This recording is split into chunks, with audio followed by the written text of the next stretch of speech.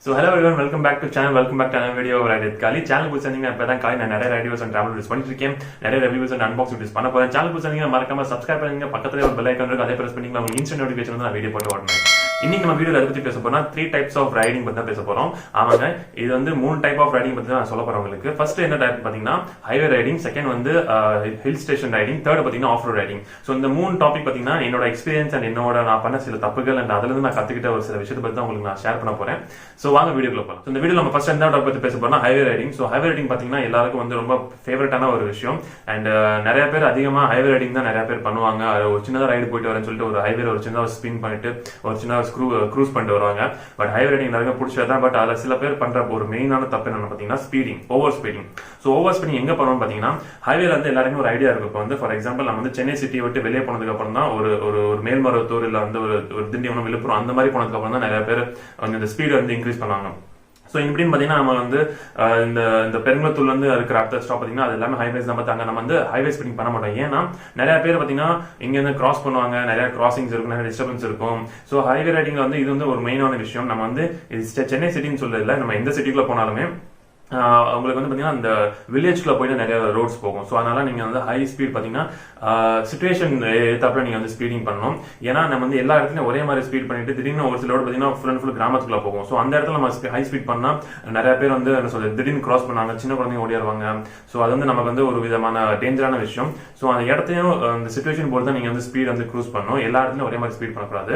So second point என்ன பாத்தீங்கன்னா stay animal பாத்தீங்கன்னா நம்ம ஹைவேஸ்ல நம்ம எங்கதான் இந்தியாவுக்குள்ள எங்கதான் நம்ம ரைட் பண்ணாலுமே இந்த அனிமல்ஸ், இந்த ஸ்டே அனிமல்ஸ், கவ்வா இருக்கட்டும், டாக்ஸ், இது வந்து எல்லாமே நமக்கு வந்து பெரிய டிஸ்டர்பன்ஸ் தான். பட் நம்ம அதுல இருந்து நம்ம தப்பிச்சிருக்கிறது நமக்கு தான் சேஃப்டி. ஏன்னு சொல்லனா எந்த நேரத்துல எங்க இருந்து நாய் ஓடியாரமோ இல்ல எங்க இருந்து மாடு ஓடியாரமோ நமக்கு தெரியாது.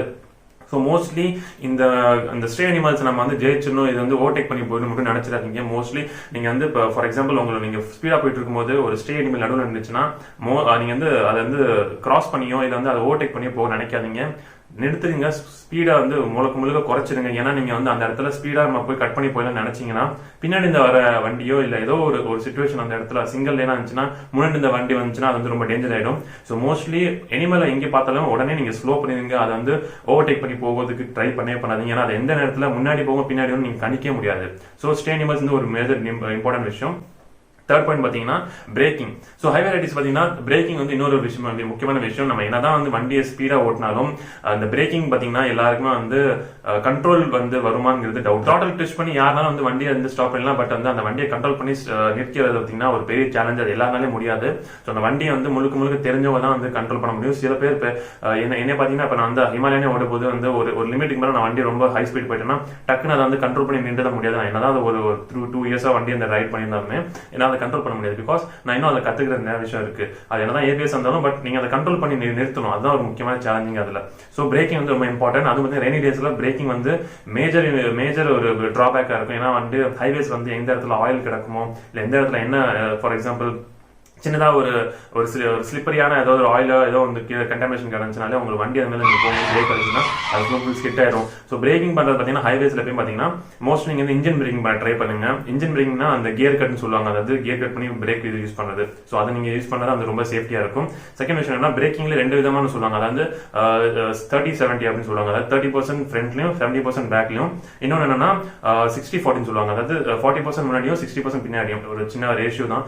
இந்த மாதிரி நீங்க பிரேக்கிங் வந்து மோஸ்ட்லி வந்து ஸ்கிட் ஆகாத வண்டி நீங்க கண்ட்ரோல் வச்சுக்கலாம். சோ வீடியோ அடுத்த டாபிக் பத்தி பேசணும்னா hill station riding. So hill station riding பாத்தீங்கன்னா எல்லாருக்கும் பிடிச்ச ஒரு இடம் சொல்லலாம். ஒரு ஹில் ஸ்டேஷனாலே எல்லாருக்கும் வந்து ரைட்ல அதுவும் ஹில் ஸ்டேஷனா எல்லாருக்கும் ரொம்ப ஒரு என்ன சொல்றது ஒரு ஹாப்பியான ஒரு ஸ்பாட்டா இருக்கும். பட் அந்த ஹில் ஸ்டேஷன் நம்ம போறது முன்னாடி ஒரு சில விஷயத்தை நம்ம வந்து ரொம்ப முக்கியமா ஞாபகம் வச்சுக்கணும். அது என்னன்னு பாத்தீங்கன்னா ஃபர்ஸ்ட் வந்து பாத்தீங்கன்னா நம்ம 2 விஷயத்தை பிரிச்சுக்கலாம். அது என்னன்னு பாத்தீங்கன்னா ஒன்னு வந்து அப்ஹில் ரைடிங், இன்னொன்னு பாத்தீங்கன்னா டவுன்ஹில் ரைடிங். சோ அப்ஹில் ரைடிங் ஒண்ணுமே இல்லை, நம்ம வந்து கீழ இருந்து மேல மவுண்டன் வந்து நம்ம வந்து ஏறோம் பாத்தீங்களா. சோ அதுதான் அப்ஹில் ரைடிங் சொல்றேன். அந்த டவுன்ஹில் ரைடிங்னா வந்து மேல இருந்து நம்ம கீழ இருக்கும் பாத்தீங்களா. சோ அது வந்து நான் டவுன்ஹில் ரைடிங் சொல்றேன். சோ அப்ஹில் ரைடிங் பாத்தீங்கன்னா முக்கியமான ஒரு விஷயம் என்னன்னா நீங்க எப்பவுமே வந்து அப்ஹில் அதாவது மவுண்டன்ஸ் கிளைம் பண்ணும்போது நம்ம வந்து நிறைய கர்வ்ஸ் எல்லாம் வந்து கிராஸ் பண்ணி போவோம். சோ கர்வ்ஸ் கிராஸ் பண்ணி போது மோஸ்ட்லி பாத்தீங்கன்னா நம்ம வண்டியை நம்ம சைடு அதாவது அவுட்டர் கர்வ்ல இருந்து எடுத்து போறதுக்கு நம்ம ட்ரை பண்ணுவோம். ஏதாவது கர்வ் எடுக்கும்போது பெண்ட் எடுக்கும்போது என்ன சில பேர் என்ன பண்ணுவாங்க ஆப்போசிட் லைன்ல போயிட்டு கட் பண்ணுவாங்க. சோ ஸ்பேஸ் அதிகமா இருக்கும் சொல்லி எடுக்கிறதுக்காக. சோ அந்த மாதிரி ட்ரை பண்ணாதீங்க. உங்க லேனுக்குள்ளேயும் உங்களோட அவுட்டர் கர்வ் எடுத்து நீங்க கட் பண்ணுங்க. சோ அதனால என்னன்னா ஆப்போசிட்ல வர வண்டி வந்து அவங்களுக்கு வந்து கிராஸ் பண்ணி போறதுக்கு ரொம்ப ஈஸியா இருக்கும். இருக்கும். ஸோ இந்த ஆக்சிடென்ட்ஸ் எல்லாம் நீங்க வந்து அவாய்ட் பண்ணலாம். அண்ட் பிளைண்ட் கர்வ்ஸ்லாம் நீங்க வந்து உங்க சைட வண்டியை வச்சுக்கிறது வந்து ரொம்ப சேஃப்டி. ஏன்னா திடீர்னு வந்து பிளைண்ட் கர்வ்ஸ்னா ஒண்ணுமே தெரியாது, கிராஸ் பண்ணதுக்கு அப்புறம் தான் உங்களுக்கு வந்து வண்டி வரதே தெரியும். ஸோ பிளைண்ட் கர்வ்ஸ்னா ஒண்ணுமே இல்லை, நீங்க வண்டியை கிராஸ் பண்ணி போகும்போது நீங்க ஒரு கர்வ் வரும், அந்த கர்வ் போனதுக்கு அப்புறம் தான் உங்களுக்கு வந்து அங்கிருந்து என்ன வருதுன்னு உங்களுக்கு தெரியும். ஸோ அதுதான் நம்ம பிளைண்ட் கர்வ்னு சொல்லுவோம். ஸோ அந்த மாதிரி இடத்துல என்னன்னா அந்த மாதிரி ஸ்பாட்ல என்ன ஆகும்னா நீங்க வந்து உங்க வண்டியை எந்த அளவுக்கு நீங்க உங்க சைடு வச்சுக்கிறீங்களோ அது வந்து அவ்வளவு சேஃப்டி சைட்ல வந்து பார்க்கும்போது ரொம்ப இம்பார்ட்டன்ட் விஷயம். ஏன்னா நீங்க வந்து ஆப்போசிட் லைன்ல போனீங்கன்னா எதிர்த்தாப்புல இருக்க வண்டி திடீர்னு வந்து இந்த பிளைண்ட் கிராஸ் பண்ணதுக்கு அப்புறம் தான் நீங்க உங்களை பார்ப்பாங்க. ஸோ அந்த நேரத்தில் பிரேக்கிங்கோ இல்ல வந்து டக்குன்னு வந்து எமர்ஜென்சி இது சிச்சுவேஷன் வந்து ஹேண்டில் பண்றதுக்கு வந்து அந்த டிரைவர் வந்து அவ்வளவு எக்ஸ்பீரியன்ஸ் இருக்கணும். இல்லைன்னா கண்டிப்பா இந்த இடத்துல ஆக்சிடென்ட் ஆகிறதுக்கான வாய்ப்பு அதிகமா இருக்கும். மோஸ்ட்லி இந்த நீங்க ஞாபகம் வச்சுக்கோங்க, உங்க வண்டியை மோஸ்ட்லி உங்க லேனுக்குள்ள வச்சுக்க ட்ரை பண்ணுங்க. அந்த கர்வ் வரும்போது அந்த கர்வுக்குள்ளே நீங்க வந்து வண்டியை உங்க சைடு வச்சுக்கோங்க. ஸோ அது வந்து ரொம்ப சேஃப்டியான பாயிண்ட். அது மட்டும் இல்ல ஹில் ஸ்டேஷன் பார்த்தீங்கன்னா நிறைய வந்து போர்ட்ஸ் எல்லாம் கொடுத்துருப்பாங்க. அதான் நிறைய சைன் போர்ட்ஸா இருக்கட்டும், அந்த ஹார்ன் அடிக்க சொல்லி நிறைய போர்டு கொடுத்துருப்பாங்க. சில இடத்துல டேஞ்சர் ஸ்பாட், ஆக்சிடென்ட் ஜோன் கொடுத்துருப்பாங்க. ஸோ அந்த போர்ட்ஸ் எல்லாம் ரொம்ப ஃபாலோ பண்ணுங்க. ஏன்னா ஹார்ன் அடிக்க சொல்ற இடத்துல கண்டிப்பா ஹார்ன் அடிங்க. ஏன்னா அந்த இடத்துல பாத்தீங்கன்னா ஏதாவது ஒரு பிளைண்ட் கவா இருக்கும், இல்ல வண்டி வர தெரியாம இருக்கும். மோஸ்ட்லி நீங்க ஹில்ஸ்ல எல்லா இடத்துலயும் ஒரு கர்வ் வரும்போது ஹார்ன் அடிச்சுட்டு போங்க. ஏன்னா நீங்க ஹார்ன் அடிச்சீங்கன்னா இங்க இருந்து ஒரு வண்டி வரும்னு சொல்லி ஆப்போசிட் ஒரு ரைடருக்கு வந்து இல்ல ரைடரா இருக்கும் டிரைவருக்கு யாருக்குமே ஒரு ஐடியா இருக்கும். ஸோ வந்து அவங்க வண்டியை கொஞ்சம் கண்ட்ரோலா கொஞ்சம் ஸ்பீடை குறைச்சு வரதுக்கு வாய்ப்பு இருக்கு.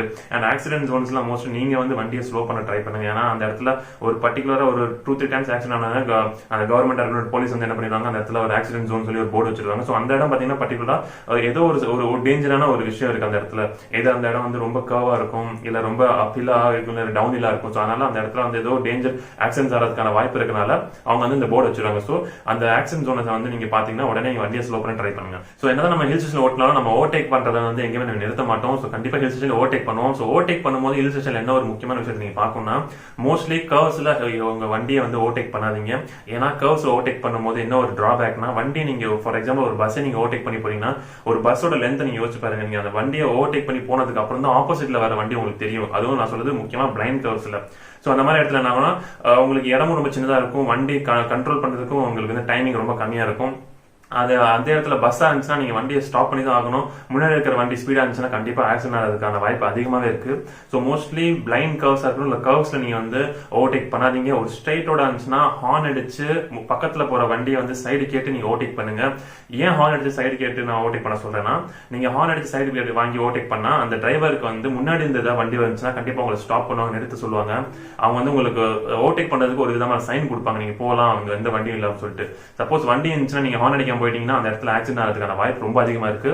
ஸோ மோஸ்ட்லி கர்வ்ஸ்ல வந்து நீங்க ஓவர்டேக் பண்ணாதீங்க, அது ரொம்ப டேஞ்சரான விஷயம். அது கடைசியில் ஆக்சிடென்ட் தான் போய் முடியும். ஸோ அடுத்த பாயிண்ட் பாத்தீங்கன்னா நம்ம வந்து ஹில் ஸ்டேஷன்ல என்னைக்குமே டிராவல் பண்ணும்போது பாத்தீங்கன்னா ஒரு சின்னதா ஒரு இடம் கொடுத்துருப்பாங்க, ஒரு ஸ்பேஸ், அதாவது வண்டி ஸ்டாப் பண்றதுக்கு. மோஸ்ட்லி நீங்க அதுல வண்டி ஸ்டாப் பண்றதுக்கு ட்ரை பண்ணுங்க.